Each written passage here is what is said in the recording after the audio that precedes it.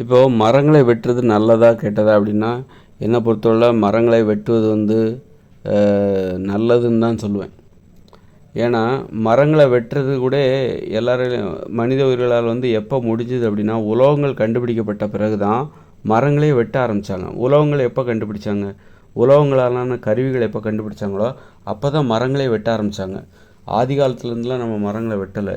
எப்போ உலோகம் ஒரு 3000 வருஷத்துக்கு முன்னாடி தான் உலோகங்களாலான கருவிகளை கண்டுபிடிச்சாங்க. அரிவாள், மண்வெட்டி, கடப்பாரை, இந்த மாதிரியான கருவிகள் எப்போ கண்டுபிடிச்சாங்களோ அப்போ தான் மரத்தையே வெட்ட முடிஞ்சுது. மரத்தை வெட்ட முடியும் அப்படிங்கிற உண்மையே மனித உயிர்களுக்கு அப்போ தான் தெரிய வந்தது. உலோகங்களை கண்டுபிடிக்கப்பட்ட பிறகு தான் மரங்களை வெட்டினாங்க. அதுக்கு முன்னாடி வரைக்கும் இந்த உலகம் முழுக்க ஏகப்பட்ட மரங்கள் இருந்தது. இன்றைக்கி கூட அமேசான் காடுலலாம் கூட, அமேசான் காடு மட்டும் இல்லை, உலகம் முழுக்க பல்வேறு காரணங்களுக்காக மரம் வெட்டப்பட்டு கொண்டே இருக்கிறது. ராட்சத மரங்கள்லாம் வெட்டப்பட்டு கொண்டே இருக்கிறது. நீங்கள் துறைமுகத்துக்கு போனீங்கன்னா ராட்சத மரங்களை பார்க்கலாம். ராட்சத மரங்கள் ஏற்றுமதி செய்யப்படுவதை, அதை கப்பலில் இறங்குறதையும் ஏற்றப்படுவதையும் நீங்கள் பார்க்கலாம். ஆக மரம் என்பது வெட்டப்பட்டு கொண்டே இருக்கிறது. அது எப்போ இருந்து ஆரம்பிச்சது அப்படின்னா, உலோகங்கள் எப்பொழுது கண்டுபிடிக்கப்பட்டதோ அப்பொழுதுதான் மரங்கள் வெட்டப்பட்டு கொண்டே இருக்கிறது. இன்றைக்கி நம்ம பார்க்குறோம்ல, சமவெளிகள், நெல்லுலாம் வயல்களில் நாற்று நட்டு வச்சுருக்காங்க, நெல் விளைய வைக்கிறாங்க. நெல்லை விளைய வச்சு அதை அறுவடை செஞ்சு நெல்லை அறுவடை பண்ணுறாங்கள்ல, அந்த சமவெளி நிலங்கள் எல்லாமே ஒரு காலங்களில், உலோகங்கள் கண்டுபிடிக்கப்படாத காலங்களில் அங்கே மரங்கள் வளர்ந்திருந்தது. அது காடுகளாக இருந்தது. மரங்கள் வளர்த்திருக்கும் காடுகளாக இருந்தது. இன்றைக்கி சமவெளியாக இருக்குது. அதனால தான் நம்மளால் நெல்லெலாம் விதைச்சி அறுவடை பண்ணி அதை வளர்த்து அறுவடை பண்ணுறோம். ஆக இதற்கு முன்பு அங்கே என்ன இருந்தது அப்படின்னா, மரங்கள் இருந்தது. மரங்கள், காடுகள் தான் இருந்தது. உலகம் முழுக்க காடுகளாக இருந்தது. மிக அடர்ந்த காடுகளாக இருந்தது. எப்பொழுது உலோகங்களாலான கருவிகளை மனித உயிர்கள் கண்டுபிடித்தார்களோ அப்பொழுது இருந்து தான் மரங்களை வெட்ட ஆரம்பித்தார்கள். மரங்களை வெட்டுறாங்கன்னா, என்ன மரங்களை வெட்டுறாங்கன்னா, மனித உயிர்களுக்கு பயன் தராத மரங்களை தான் வெட்டுகிறார்கள். என்ன பயன்? மரங்களால் மனித உயிர்களுக்கு என்ன பயன் அப்படின்னா, மரங்களில் ஒரு மரம் மருத்துவத்தன்மை கொண்டதாக இருக்க வேண்டும். இல்லை என்றால் அது உணவை தருகின்றதாக இருக்க வேண்டும். அதோடைய பழங்கள், அது கனிகள், அது உணவை தருவதாக இருக்க வேண்டும். இந்த ரெண்டும் இருந்தால் மட்டும்தான் அந்த மரங்கள் மனித உயிர்களுக்கு பயன் தருகிற மரம். மற்ற மரங்கள் அது அபூர்வமானதாக இருக்கலாம், என்னவா வேணாலும் இருந்துட்டு போட்டு, அதனால நமக்கு என்ன பயன்? இடத்த அடைச்சிக்கிட்டு இருக்கோம். அதனால் நாம் நாளைக்கு நிலையாக ஒரு இடத்துல வாழணும் அப்படின்னா, நாம் வாழ்கிற பகுதியில் இருக்கிற எல்லா மரங்களும் நமக்கு நன்மை செய்வதாக இருக்க வேண்டும். அது இப்போ தேக்கு மரத்தை வளர்க்குறோம்னு வச்சுக்கோங்க. இயற்கையோடு இணைந்த மனித வாழ்க்கையில் தேக்கு மரத்தை வளர்க்குறீங்கப்பா, ஒரு ஏக்கரில் வளர்க்குறீங்க. அதனால் உங்களுக்கு என்ன நன்மை? அந்த தேக்கு மரத்தை வச்சு நீங்கள் என்ன பண்ண போகிறீங்க? இயற்கையோடு இணைந்த மனித வாழ்க்கையில் எல்லோரும் குடிசையில் தான் வாழ போகிறாங்க. தேக்கு மரத்தினால உங்களுக்கு அதை வச்சுக்கிட்டு குடிசையை கட்டலாம், உறுதியான குடிசையை கட்டலாம் அப்படின்ட்டு ஒரு காரணம் சொல்லப்படுது. சரி, ஓகே. அப்படி இல்லாத பட்சத்தில் நீங்கள் தேக்கு மரத்தை, இல்லை வேறு ஏதாவது ஒரு மரம், நீங்கள் அதை வச்சு எந்த வகையிலையும் உங்களுக்கு யூஸ் ஆகாது அப்படின்னா அந்த மரத்தை ஏன் வளர்க்குறீங்க? அதனால நமக்கு தீங்கு தான். ஒன்று உணவுக்கு பயன்படணும், இல்லைன்னா மருத்துவத்திற்கு பயன்படணும். இல்லைன்னா சரி, வீடு கட்டுறதுக்கு, ஒரு உறுதியான வீட்டை கட்டுறதுக்கு, ஒரு குடிசையை கட்டுவதற்கு அந்த தேக்கு மர கிளைகள், இப்படி ஏதாவது ஒரு பயன் இருக்கணும். பயன் இல்லாமல் அது அபூர்வமான மரம், அரிதான மரம், உலகத்தில் அந்த இனத்தை காப்பாற்ற வேண்டும் அப்படின்னு நினச்சிக்கிட்டு நீங்கள் எந்த மரத்தையும் வளர்க்கவே கூடாது. ஏன்னா அப்படி நினச்சிக்கிட்டு நீங்கள் வளர்க்குறீங்கன்னு வச்சுங்க, அப்படி வளர்க்கும்போது அது நிலத்தை ஆக்கிரமிக்கும். இப்போ அதே மாதிரி மரங்கள்னாலே அதை வெட்டக்கூடாது அப்படிங்கிற கருத்தெல்லாம் இருக்குது. ஒரு சதுர கிலோமீட்டரில் ஒரு புளிய மரம் ஒன்று தான் இருக்கணும், அந்த மாதிரியெல்லாம் விதிமுறை போடணும். புளிய மரம் ஒன்று தான் இருக்கணும், வேப்ப மரம் 1 or 2 தான் இருக்கணும், அல்லது வேப்ப மரம் 10 தான் இருக்கணும், புளிய மரம் 10 தான் இருக்கணும் அப்படின்னு சொல்லிட்டு அதோடய எண்ணிக்கையை கட்டுப்படுத்தணும். தேவையில்லாத மரங்கள் எதுவுமே இருக்கக்கூடாது. இப்போ சீமை கருவேல மரம்லாம் இருக்குது, அது தேவையில்லாங்கிறாங்க, அதெல்லாம் வெட்டி போட்டுடணும். அது மாதிரி தேவைக்கு அதிகமாக இருக்கிற ஒரு சதுர கிலோமீட்டரில் இத்தனை புளிய மரம் தான் இருக்கணும், இத்தனை வேப்ப மரம் தான் இருக்கணும் அப்படின்னு சொல்லிட்டு அதற்கு அதிகமாக இருந்தால் அதை வெட்டி போட்டுடணும்.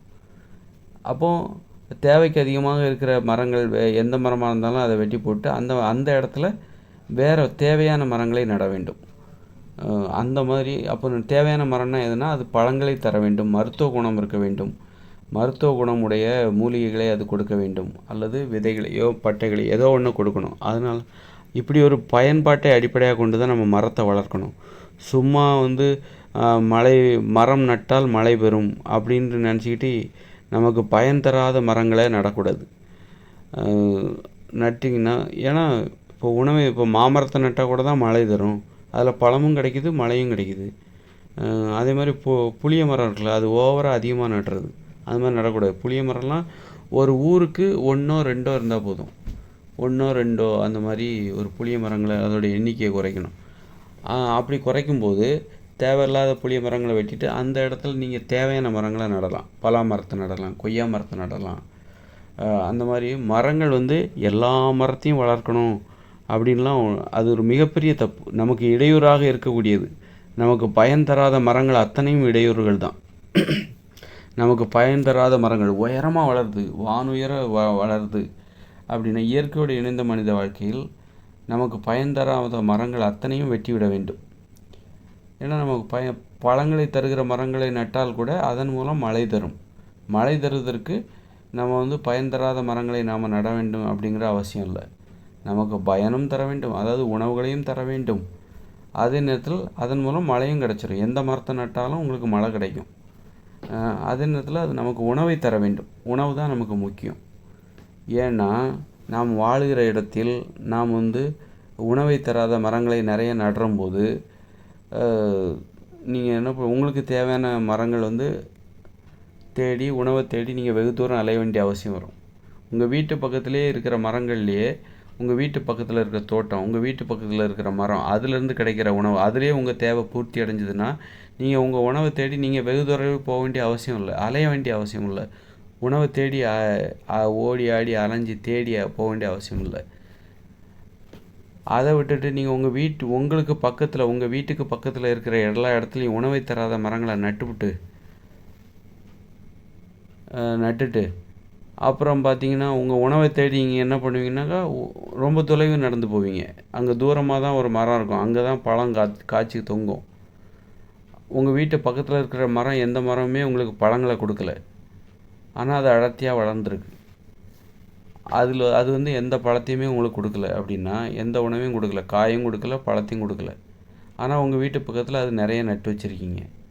இப்போ நீங்கள் என்ன பண்ணுவீங்கன்னாக்கா உங்கள் வீட்டிலேருந்து வெகு தொலைவு நடந்து போய் வேறு எங்கேயாவது பழம் கிடைக்காதா அப்படின்னு சொல்லிட்டு வெகு தொலைவு போவீங்க. இது வந்து உணவை தேடுவதற்காக உங்களை அலைய வைக்கிது. நீங்களாகவே உங்களை வந்து அலையிறீங்கன்னு அர்த்தம். உங்கள் வீட்டு முன்னாடியே நீங்கள் வந்து உங்கள் வீட்டு முன்னாடி இருக்கிற மரங்கள் அத்தனையும் உங்கள் வீட்டு பின்னாடி உங்கள் வீட்டுக்கு பக்கத்தில் இருக்கிற மரங்கள் அத்தனையும் பழங்களை தருவதாக இருந்தால் அதுவே உங்களுடைய உணவு தேவையை பூர்த்தி செய்து விடுகிறது. எனில் நீங்கள் உணவை தேடி வேற எங்கேயும் போக தேவையில்லை, உங்கள் வீட்டு முன்னாடியே உங்களுடைய உணவு தேவை பூர்த்தி செய்து விடுகிறது. அப்போது மக்கள் வாழுகின்ற பகுதியில் பழங்களை தராத மரங்களை நட்டால் நிறைய நட்டிங்கன்னா என்ன ஆகும் அப்படின்னா நீங்கள் உணவை தேடி உங்கள் வீட்டிலேருந்து நீங்கள் வெகு தொலைவுக்கு போவீங்க, அலைவீங்க, உங்கள் நேரம் வீணடிக்கப்படும். நேரத்தை மிச்சப்படுத்தணும்னா உங்கள் வீட்டு பக்கத்தில் இருக்கிற மரங்கள் அனைத்தும் பழங்களை தருவதாக இருக்க வேண்டும், செடிகள் அனைத்தும் பழங்களை தருவதாக இருக்க வேண்டும். அப்போ தான் வந்து உங்கள் நேரம் மிச்சப்படும். நீங்கள் வந்து உங்கள் வீட்டு பக்கத்தில் எளிதாக வாழ முடியும். இல்லைன்னா நீங்கள் உணவை தேடி அலைவீங்க. அதனால் மரங்களை தாராளமாக வெட்டலாம். எந்த மரங்கள்னா நமக்கு உணவையும் தராது, மருத்துவ குணமும் இல்லாத மரங்களை தாராளமாக வெட்டலாம். மருத்துவ குணம் உள்ள மரங்கள் ஒரு ஊருக்கு 1 போதும். அதை அளவுக்கு அதிகமாகவும் வளர்த்துறக்கூடாது. சரி, இப்போ புளிய மரம் இருக்குது, அதை அளவுக்கு அதிகமாக வளர்த்துறக்கூடாது. சில மரங்கள் நமக்கு நன்மை செய்யும், அதுலேருந்து உணவு கிடைக்கும், அதுக்காக அதை போய் அளவுக்கு அதிகமாக வளர்த்துறக்கூடாது. அதோட அளவையும் தெரிஞ்சுக்கணும். ஒரு மரம் வந்து நமக்கு மருத்துவ குணம் உடையது. சந்தன மரம்னு ஒரு மரம் இருக்குது. சந்தன மரம் என்பது அதன் மூலம் மருத்துவ குணம் கிடைக்கும். நமக்கு மருத்துவ குணம் உள்ள ஒரு மரம் அது சந்தன மரம். அது ஒரு ஊருக்கு 1 போதும்.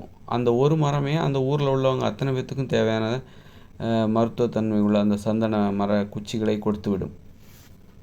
ஆக ஒரு மரம் நடுவதில் கூட நமக்கு ஒரு கணக்கு இருக்கணும். தேவையில்லாமல் சும்மா வரிசையாக நட்டுட்டு போயிடக்கூடாது. மறை நடுங்கள் மழை பெறுங்கள் அப்படின்னு சொல்லிட்டு பழத்தை தராத மரங்களை நிறைய நட்டுருவாங்க. நீங்கள் பார்த்துருப்பீங்க. பழத்தை தராத மரங்களை நிறைய நட்டுட்டு போயிட்டே இருப்பாங்க. அப்போது அதனால் என்ன ஆகுதுன்னா, தேவையில்லாமல் அந்த நிலம் பயன்படுத்தப்படும். அப்போது மக்கள் என்ன பண்ணுவாங்க, உணவை தேடி வெகு தொலைவுக்கு போயிடுவாங்க.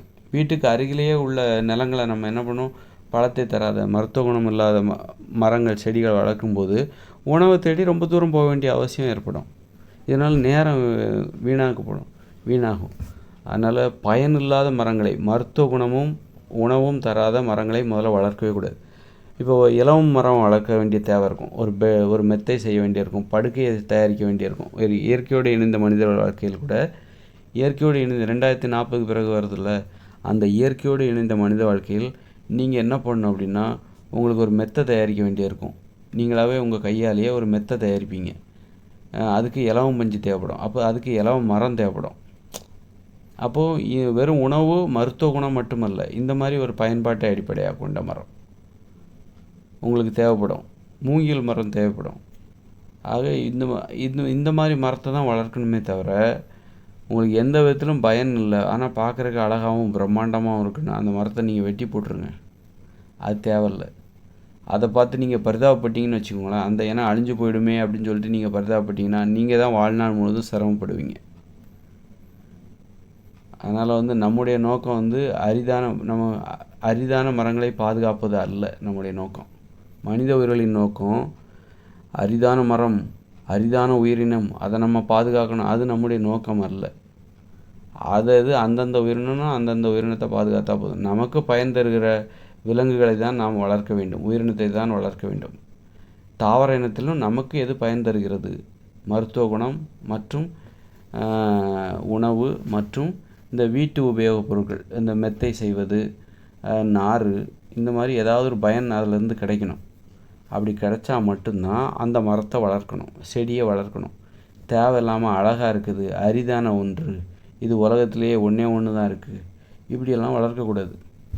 எந்த மரத்தையும் வளர்க்கக்கூடாது. அப்படி வளர்த்தா அதை பார்த்து நம்ம பரிதாபப்பட்டு அதுக்காக வளர்த்தோன்னு வச்சுக்கோங்க, நமக்கு தேவையான உணவை தேடி வெகு தொலைவுக்கு போவோம். ரொம்ப தூரம் அலைஞ்சு திரிஞ்சிட்டு தான் போயிட்டு நமக்கு இன்றைக்கி சாப்பிட்றதுக்கு எதாவது கிடைக்குதா, இதுதான் கிடைச்சது சாப்பிடுங்க அப்படின்னு சொல்லிட்டு அந்த மாதிரி. அதனால் நிலம் ரொம்ப முக்கியம். நிலத்தை பயனுள்ள மரங்களால் ஆக்கிரமிக்கணும். எந்த மரம் நட்டாலும் நமக்கு மழை வரும். ஆக அந்த மழை பெறுவதற்காக பயனில்லாத மரங்களை நடக்கூடாது. நட்டால் நம்ம வாழ்க்கை சிரமமாகிடும்.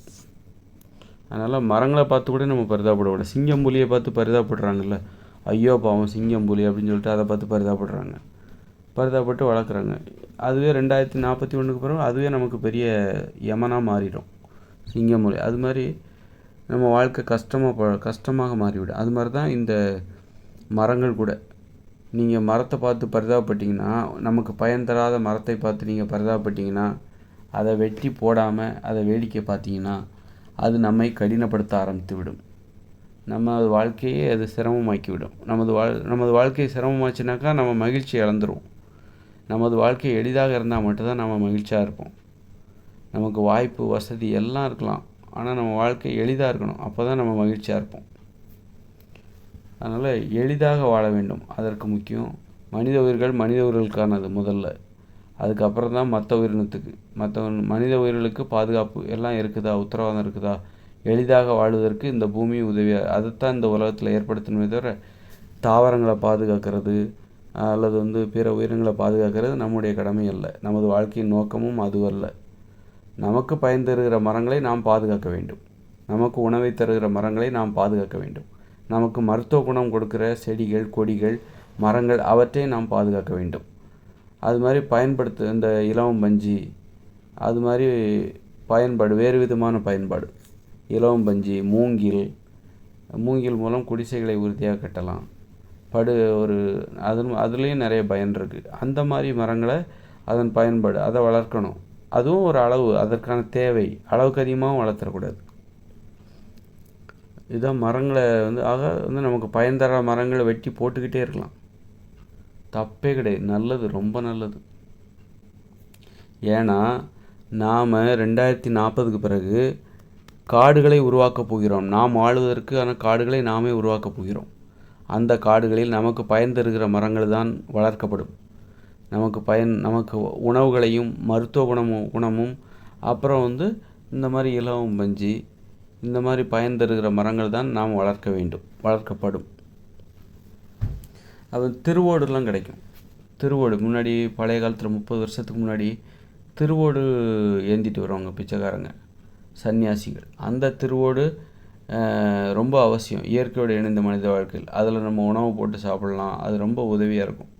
அதனால் அந்த மரம் எங்கெல்லாம் இருக்குதோ அதை வந்து பரவலாக ஊருக்கு ஒரு மரம் நட்டு விடலாம். ஊருக்கு ஒரு மரம் தான், அது ஒன்று போதும்.